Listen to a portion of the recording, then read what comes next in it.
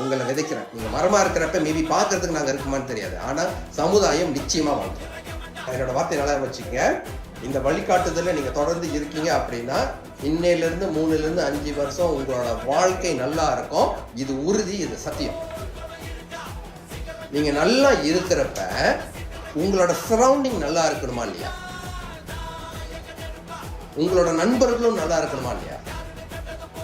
நல்லா இருக்கணும் தானே?